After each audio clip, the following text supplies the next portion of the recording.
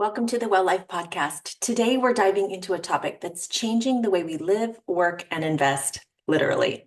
Our guest, Desiree Doubrox, is a visionary entrepreneur who's redefining the boundaries of co-work and co-living with her revolutionary platform, HomWork. HomWork. Imagine Airbnb meets WeWork with the freedom to live and work seamlessly anywhere in the world. That's the dream Desiree is bringing to life. At WellLIFE, we believe that wellness is more than about your body. It's about your environment, your community, and the way you live your day-to-day life. Desiree's work embodies this holistic connection by creating spaces where people can thrive professionally and personally. Whether you're an investor, a digital nomad, or someone curious about blending lifestyle and work, her insights align perfectly with our mission to foster well-being in every corner of life.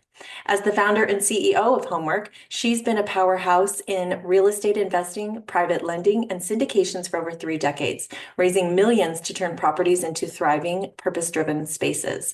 From fix and flips to multi-residential developments and short-term rentals, her expertise is vast, but her mission is clear: to empower entrepreneurs, digital nomads, and passive investors to think bigger and live better. In partnership with Outsite, HomWork is launching a $10 million fund to expand across North America, offering opportunities that blend lifestyle, community, and investments like never before.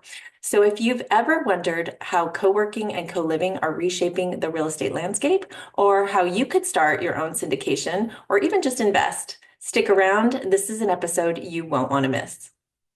Let's grow. Welcome to the WellLIFE, a podcast dedicated to embracing all aspects of healthy living. Going beyond diet and fitness, we'll cover a broad spectrum of wellness, bringing together the best in holistic living and mindful practices so you can create a well-rounded approach to a healthier lifestyle. I'm Sheila Alston, and I'm the founder of a wellness real estate marketing company called Healthy Home Media. I'm on a mission to help you take charge of your health. So on the WellLIFE, we'll be bringing you everything from alternative healers to healthy home strategies so you can learn and experience different healing modalities for yourself and know what to do in your home environment to thrive. True well-being isn't just about losing weight. It's about realizing that you have the power to shape what you bring into your home and into your life. Get ready to learn something new each and every episode. Tune into the WellLIFE, where nothing feels better than healthy, vibrant living. Let's grow. Hi, thank you so much, Desiree, for being on the show today. Thank you. I'm excited. It's just a pleasure Yeah. so much. For those of you who are just tuning in, we've got Desiree Doubrox here from HomWork.com, where her tag is live where you work where you live, anywhere in the world. That's amazing. Today we're going to be talking about real estate syndication and what you have to offer. And so maybe before we get started on your background, maybe you could just explain what real estate syndication is. Syndication is very simple. It's a group of people that pull their funds together to purchase real estate. So to purchase a property, but you can syndicate anything. We've had people syndicate yachts. They syndicate race cars. The popular horse Secretariat was syndicated. So it could be for a business, it could be for anything you want, but it's just pulling funds together from a group of people to make that purchase. But today we'll talk about real estate syndications and the power. Yeah, well, I mean, it sounds like such a great concept, but maybe you could share a little bit about your background and how you got into this. I've been involved in real estate since 1989. First a agent, and then I was a broker, and then I've been an investor and syndicator for the last 20 or so years.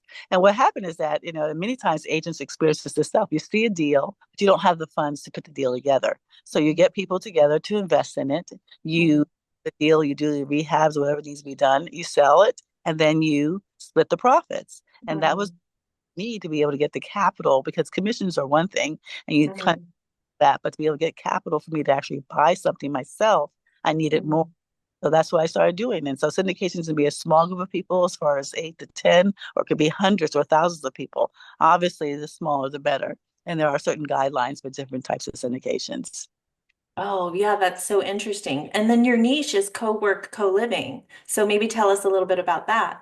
Our niche is co-working, co-living. So the company name is HomWork, HomWork. And it came from the fact that I was becoming an empty nester, and my sons went off to college, and one of them got married. But I wanted to stay in a house as opposed to an apartment or a condo. But I didn't want to be there by myself. So I said I wanted roommates, so to speak, but I just wanted to be able to live there and work there, and then walk out and travel, and then come back and know that everything's in place. And so spread that around. This was right before COVID, rather. And people said, yes, I would love that because I love to be able to travel and be a digital nomad and do different things, Mhm. but I don't want to worry about taking care of a home. So Mhm. started with a small place, a 4 bedroom, 4 bath, and then we started going to 12 bedrooms, 12 baths, and this probably 14 bedrooms and 14 baths. Wow, that's such a great idea. I mean, I'm assuming that before COVID, that was probably just a novel idea, and I wonder how that affected during COVID, and how have you seen the co-work, co-living spaces evolve in the recent years? Well, you're exactly right. Prior to COVID, it was for mostly millennials and creatives, and it was kind of a Mm, cool idea, um, mm, something that maybe will be happening. But post COVID, everybody, either themselves or know of somebody who now is working remotely or have the option, even if it's both, if it's mm. homework, I mean working at home or working at the office, it's people are doing it. And now you have a different market. You have professionals, you have engineers, you have accountants and attorneys, you have MDs, so now instead of just working home, you can work anywhere. Take your laptop and your computer and you're gone.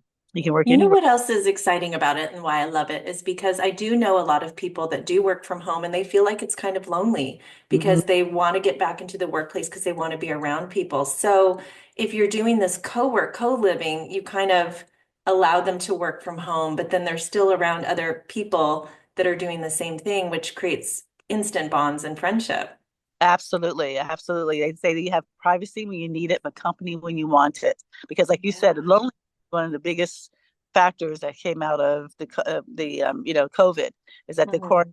people realize how lonely they were, and it's a very serious problem. So this way, they can have the privacy of their own rooms, but they can go upstairs to the co-working lounge or outside to co-working lounge, or they can go downstairs to the kitchen, have a cup of coffee. We have different events that we have, community events, usually weekly or bi-weekly, so they can have a barbecue or a potluck or you know mic night or game night or whatever the case may be, and people from all over the world. So now when you're traveling, even couples that are traveling together, they say, well, we like to meet other people besides ourselves. We've been traveling together for months. So now you can actually be, anytime you're in one of our properties, this likeliness of having 5 or 6 different languages at the table.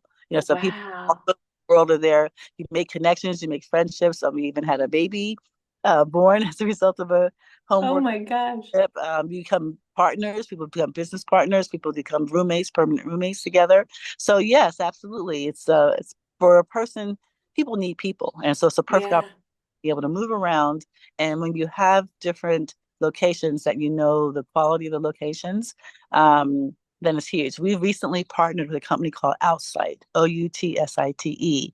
And they're handling all of our booking and our property management because we wanted to expand, but we didn't really Mhm. be able to do into all these different cities and countries and have the consistent. So they've been in the co-working, co-living since 2015. So they have 50 locations, over 50 locations in 17 different countries. So you literally can go into Wow. our website and be able to go to all these different countries and know that you've got the quality, you've got the safety, you've got the amenities, you've got the cleanliness, you've got all the top things that you're going to want to find in a property. There's no guesswork there. Well, and so, I mean, tell us, you said a little bit about millennials and now professionals. Are most of these people single, or what would you say the demographic is of the people who want to do this? And we had different properties attract different people, type of people Mhm. as Mhm. well. So some properties attract more of the younger, which are the 20s and 30s. Most of them are Mhm. single, but there's also couples. And then some of we are specifically designing certain properties that are going to attract more towards the 50 plus, because we do have them. I mean, my husband and I want to retire next year. We want to be digital nomads. So Mhm. a lot of them now are mixed. I mean, you can go in there and find a 20-year-old and find a 70-year-old. A lot of them are very mixed. But we are going to have selected properties that will be more for the older one. Everything besides children, we don't, and none of our properties have children in them because of the liability. Well, oh, because of the liability. Because I was thinking actually that might be a good way for single moms to get some help is to be in a co-living situation. That's a great idea. Maybe we can look at some properties where we designate for that, because that way the Yeah. kids have fun and then the parents can have. Yeah. And they can support one another, right? Exactly. Now that's a great, Yeah. so I ways you can go with it. That's a great idea. And know. have some for people that are artists. They have some that are people that are writers. They have some co-living places that are people for just different types of things, health and wellness, so they have, Mhm. that would be a great one to have. Well, and I do think that when you mix up demographics of people and you mix up age groups of people, everybody's getting a new, different perspective. And so they say, I don't know what studies they are, but I know that I've heard that Hmm. when you have younger and older people living in multi-generational situations, everybody benefits from it. Absolutely. Absolutely. Especially now, because a lot of the older people are as young as the younger people. I mean, as far as people Hmm. that are traveling, they like to swim, they like pickleball, they like, some of the same activities. So Hmm. with those type of things. Well, what a way to stay young, right? Absolutely. Absolutely. It So, works. how long do you typically stay in a unit if you were someone who was interested in, living in one of these places for a little while? Most of the people so stay usually about 3 months maximum. Then they're ready usually to move to another location. Hmm. Properties are a little different, like our San Diego property. We used to have like a 28-day maximum because of the eviction laws there, but now Hmm. that's kind of we buy properties that are SRO, single room occupancy. So at Hmm. a boutique hotel, or a bed and breakfast inn, or a hostel, or rooming house, or boarding house. So that Hmm. helps as well. But a lot of them will say there's certain times of year we have it different. In the summertime, people are more vacationers and they're going to Hmm. stay time. But otherwise we have people that stay there for 2 or 3 months, 3 months. They can stay longer. So, if someone was interested in investing in this type of investment, would they necessarily want to also be a nomad traveler themselves, or can anybody invest? Anybody can invest. I mean, the nomad traveler actually understands the profitability and understands Hmm. the concept. But I find that even a lot of parents, they say, oh, this is perfect for my son or for my daughter. She wants to travel. I'd rather for her to travel places like this than be out there traveling alone, without Hmm. Hmm. really knowing where she is at any given time. And she'll have people to do things with and to go places with.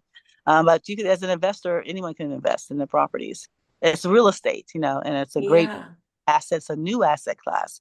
A lot of people are familiar with multi-residentials and senior living and things of that type. Well, this has been shown to be about 30% more profitable than a multi-residential investment because, Really? well, short term, right? Short term is more Yeah. Yeah. than a long term. That's Yeah. for rentals, and this is relatively short term. So it's based on that. So you have more profits. And that's 30% huge. And it's still secure state. Wow. So maybe you can explain a little bit more about how this investment works. Like, how long is their money tied up? How much do people need to actually invest? And does it vary per, Right. property? Sure. It Obviously. does vary per property and for different projects. But one thing, there's two types of investors. They're either accredited investors or non-accredited investors. And whether you're looking at this opportunity or any opportunity, you want to find accredited investor, somebody who makes $250,000 a year or more for the last 2 years, or $300,000 as a couple, and expect to do the same. Or they have $1 million worth of assets, excluding their primary residence. So like, they could have other rental property, they could have mutual funds or retirement funds that excludes their primary property. The non-accredited, which are also referred to as sophisticated investors, are the ones who do not. So a lot of these different syndications you'll see, the ones that you see advertised and that are promoted openly, are for accredited investors. Ours are the ones that are not openly. They're usually by the sphere of influence or referrals, are the ones that are non-accredited investors. The 506B is for non-accredited investors and accredited investors, but you have a maximum of 35 investors, non-accredited investors. But the 506C is for only accredited investors. So you can also start off at the 506B and convert it to 506C, but I don't want to get that deep into that. But that's the first thing you want to find out: is this investment, whether you're accredited or non-accredited, and this investment appropriate for you? The next thing is that they vary. Most of them are $50,000 to start. Some people have gotten together. I have 5 sisters that chipped in $10,000 a piece, and they created their own little LLC and purchased with that. Mhm. People can create partnerships. They can create their own funds to fund. So there's a lot of different ways they can do that, but that's usually the common denominator. Usually the hold is 3 to 5 years. It takes about Mhm. a year and a half, depends on what has to be done to the property for it to settle in and for you to complete everything and kind of even see what your model is going to be. And then it takes a second year to kind of confirm that model. Okay, is it really going to be slow this time of year or not? Or was that just hoots that happened that one year. So you want a couple of years to be able to season it and to be able to refine your model. And then that 3 to 5 years, you start looking at, okay, is it a good time to exit? You can exit it by refinancing the property and paying the investors and keeping the property yourself. This is why we tell realtors or people in the real estate industry, this is a perfect way to be able to buy or to acquire property without any of your own money or credit. Um, Mm. Actually get the syndication, make it, make it profitable, pay your investors off and keep the property yourself and build your own portfolio. Or you can decide to sell the property, they take their profits and then go to the next property or your next project. So that's usually the year time. That's for our timing. The rates, you always are going to get better rates than you would that you in the stock market because there's no fluctuations. But you can Mm. have it as a note where we say we are going to pay you 8%, 9%, 10%, whatever it is annually. Or you can have it where it's just an equity split. We're going to give you a percentage of your equity based on your investment. And when we sell the property, you get that percentage. Or you can do a combination of it. Most of the time, ours are combinations. You have a base that you have that you know you're going to get return on, and then you have an equity split at the end from it, or we'll have that combination. But usually your returns, like our targets are always 20%. So it's about double your money in 5 years. So that's Wow. very, very lucrative. So And if how someone puts in $50,000, they can expect on the first year to get 20% return on that. And then in 3 to 5 years, if they return, they're also going to get additional. No, what they would do if they put the $3,000 in, they would get, let's say, for example, either 8 or 9% that they get paid, that they'll get Hmm. dividends that are paid to them quarterly. Sometimes it's Okay. quarterly, sometimes it's annually. And then at the end, when we have the capital event, when we take the property and the property is being sold and we take the profits, the Hmm. are going to give them the balance of it. So they get so much every year for 4 years. Hmm. Fifth year, if it happens in 5 years, then they get that percentage of the profits is going to bring them to that 20%. Oh, So okay. look at your total investment is 20% in 5 years, but you don't Hmm. get it in 5 years. You double your Okay. money. So if it's, and again, it could happen in 4 years. We have some properties that happen in 3 years. We just happened to hit the market at a time and we added so much value. And it was Hmm. hey, let's just take this and run. Were they able to get that 20%? And so we market, until we get to that point, until we know that we can give them that return. How does the co-work co-living compare to traditional syndications in real estate? Do you have those kind of numbers or? Well, their numbers are going to be the co-working co-living. It's more profitable. So that's what I'm referring. Hmm. Those are the models that I've used. Hmm. So you're going to be able to get that.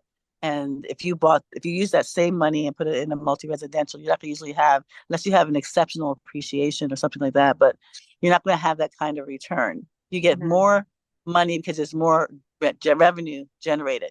How that works, Hmm. for example, is that your cap rate, when you sell the property or liquidate the property, it's based on your cap rate, which is your income. And then Hmm. we have a property that's appraised now, the value is there because you always buy under value. We always increase. Hmm.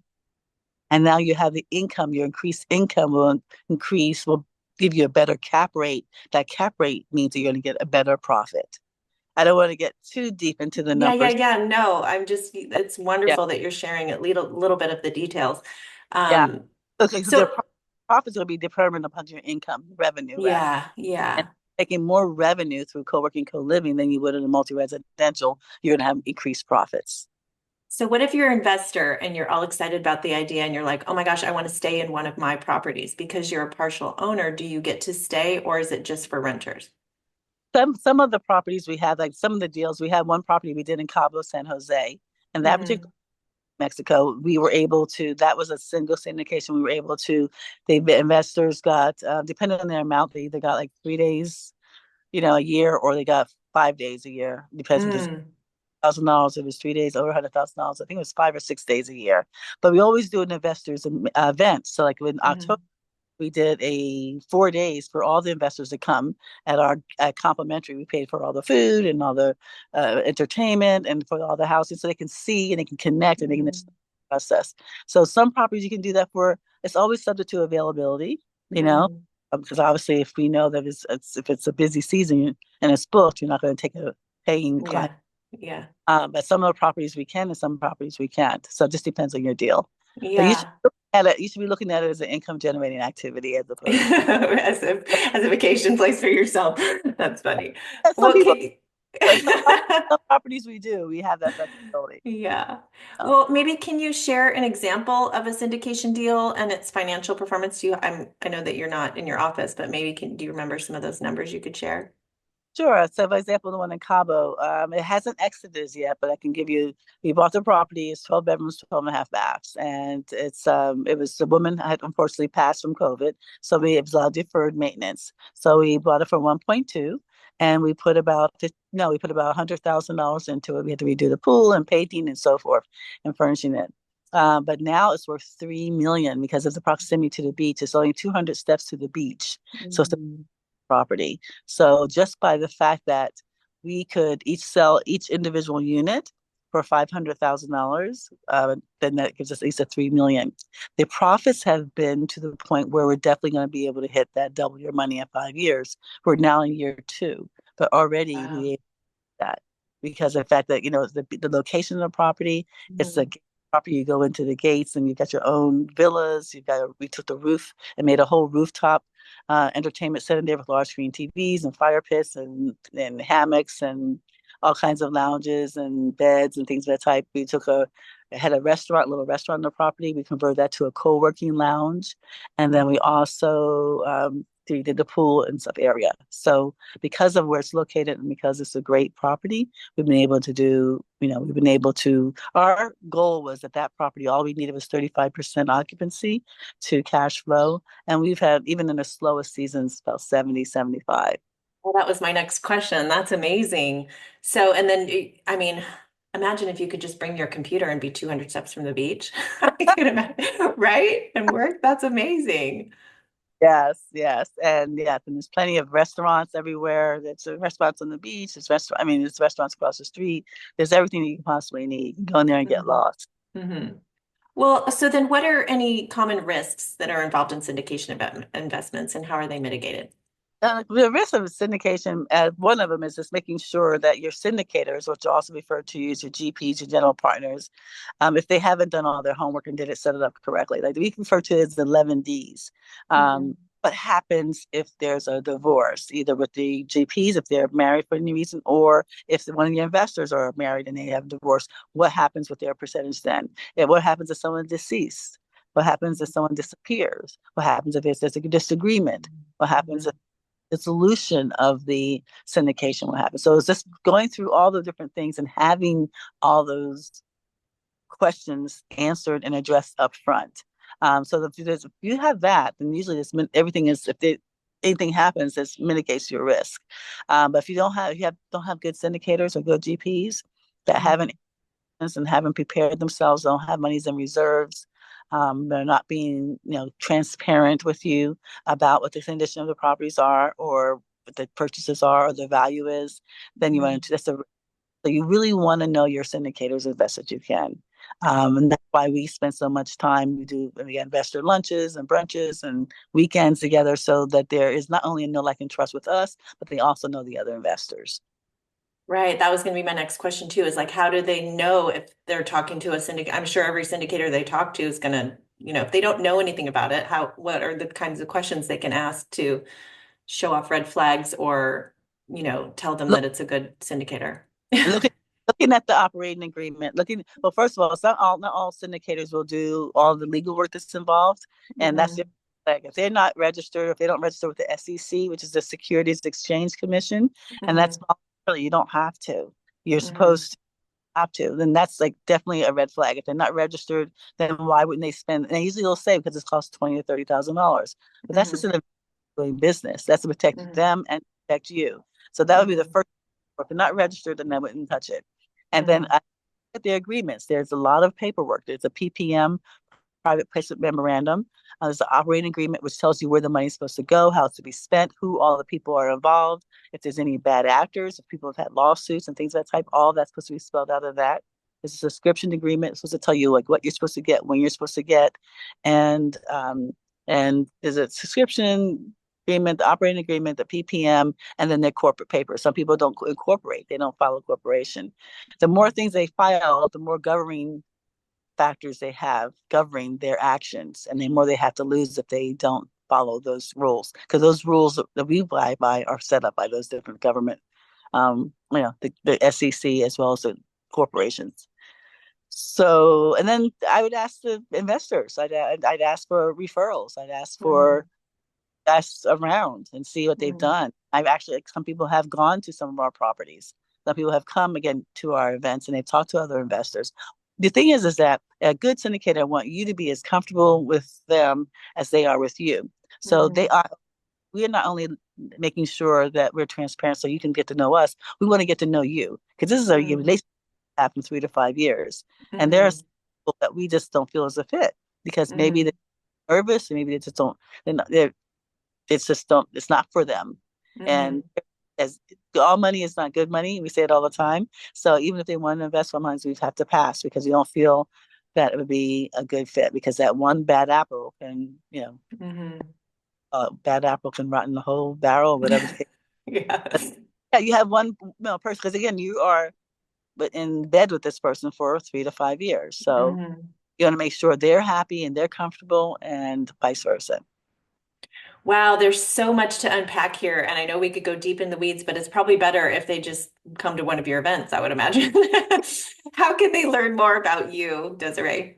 Go to HomWork, HOMWORK.com. There's no E in homework. Okay. And Desiree, DESIREE at HomWork, HOMWORK.com. There's an option form there. You can get my email address. You can email me. My phone number is there as well. And I'm just more than happy to reach out to us. We have events. And I think the more you listen, we have Syndication Simplified, different events where we explain the process. So that, again, Hmm. educated investor is to our benefit because they're, Hmm. Yeah. So you mentioned that you have a syndication simplified workbook. Is that something people can get if they come to your site? yes, yes, yes, Okay, awesome. So they can download the workbook, learn about it, and then come to one of your events. yes. Yep, that's it. Awesome. Okay, so tell us where you're at. It looks like maybe you're at a property now. Yes, I'm excited because actually, again, I thank you so much for taking this interview on location. But we are at a location in Joshua Tree, and this is a boutique hotel. It's 14 unit. No, it's 9 units with 14 bedrooms and bathrooms. So I'm just going to walk around. So we're waiting for the inspectors to come. They're coming in at 11 o'clock. What they are, they're really, really cool. I'm going to start from the front a little. But this is, and some of them are 1 bedrooms, some of them are 2 bedrooms, and some of them are 3 bedrooms. And what we're going to do is, like, first of all, start with the gates. We're going to put automatic gates. We're going to put, there's a lot over here. We're going to put a pool and a cold plunge and a jacuzzi. Ooh. Lot, and then it has another lot the same size on the other side. There, we're going to put a pickleball court and a Oh, barbecue nice. area. They already have the poles for hammocks and everything there. So this will be our wet park, so to speak. But then Yeah. have some parking, but we have it's a great property. Joshua Tree is magical, Hmm. and easy because it's only 1 block away from the Airstream Park, but it's also 2 blocks away from downtown. So this is like Hmm. 1 bedroom, 1 bathroom. This is a laundry area, and Hmm. we're going to put again the hammocks over there. And this is room 7 is the 1 bedroom. 6 is 1 bedroom. So we're going to do the landscaping. We're going to put desk. One thing that you want to have in all the co-working co-living is a desk in every bedroom. So people Hmm. a Zoom call or something that they have the privacy. This one is a 3 bedroom and bath, and all of them have beautiful kitchens. They redid the kitchens, Oh, they redid the bathrooms. They're incredibly beautiful. Then you also co-working, co-living, you want a community area. So we're going to take that area, take that table out, change that, but this is going to be a fire pit. So you put a fire uh-huh. pit, put chairs around the fire pit. Um, we're actually thinking about finding what wall we can use for a movie, like in the movie nights, project Yeah. wall. They have a lot of sitting area we're going to have. This is another part of the unit. This unit is the largest unit, unit 5, and it's going to be our community rooms. We have an outdoor community area with a fire pits, and we have an indoor community area which has a kitchen, but it also has like a pool table, has a fireplace, and has a couple bedrooms. So it's much. Nice. We're going to change the doors, make it a little bit more modern. We're going to put. This is another unit that has a patio. Uh-huh. We're going to keep it clean. If you, Yeah. our style is kind of clean, but we can only put but so much into a property to make it Uh-huh. profitable. You think about, okay, how much can you put in and still make it very profitable? Oh, but So, you and could do so many fun things like think Palm Springs, right? Like there's so many great cute VRBOs or Airbnbs in Palm Springs and they don't do much, but they just have fun colors and keep modern style and it just seems like a fun place to be, right? yeah, exactly. Because again, a lot of the things like the lights and the swings, swings is, Yeah. and then again, the patios and the barbecue. So over this side, we will put a barbecue and a patio, put a pickleball court, maybe a bocce court. We have plenty of room. So we have the property, and then we have all this land that we could improve upon. And it's going to be, it's just going to be, again, inside. It's just really, really, the units are, Wow. So how many investors do you have in this property? well, now we're just starting to raise. We just started to raise. Oh, So we have a fund now that instead of doing one property at a time, we uh-huh. fund where it's a $10 million fund. So this way we can do multiple properties in that fund. So we have two of them, Oh, Puerto Escondido, which is in Mexico, in that fund. And then this will be one of them. And then there's another small one in Joshua Tree Acres, where hmm. um, it's a 10 acres and they have airstreams on them, have 6 airstreams on it. We want to offer Wow. experiences. So people want Yeah. to go to San Diego. If they want the beach, they can go to Cabo. If they want desert, they can go here. If they want airstream, they can go in Joshua Tree. So just being able Yeah. for again keep our community together, being able to offer them different opportunities. Right. Wow, that's so amazing. What a great investment too, because it feels like you're bringing something new to market that people are wanting, they're needing, and they're wanting to be not lonely working from home, but experience new adventures and meet new people, but then get the flexibility of still being able to do their work from wherever they want. That's Yes, incredible. it's fun and it's real estate, so you make money. Yeah. You have Yeah. like, it's not the things like stocks are good are great for some people, but that can come and that can go. And then if it goes down, boom, it's gone. Where Yeah. even real estate does have its series, but you wait long enough and you time it right, you'll always be able to get your return on your investment. So that's why Yeah. this. Well, this is incredible. Thank you, Desiree. I appreciate you so much. I'm glad we got to have a little glimpse of your property. And we focused a lot on investors, but I think I want to have another podcast episode with you so we can talk about actual people who might want to become syndicators. I have a wellness real estate podcast and we talk to real estate agents. So maybe we can have you on the show and discuss for any real estate agents out there who are already property experts who might want to start their own syndications. Fantastic. It's the best way to be able to acquire property. So make 20, 25 a year that you're going to build your portfolio. And you can do it. You do it for other people, you do it for your clients and your investor clients, so you can do it for yourself. It's not that difficult. That was awesome. Thank you so much. Thank you. Thank you. Thank you. Thank you.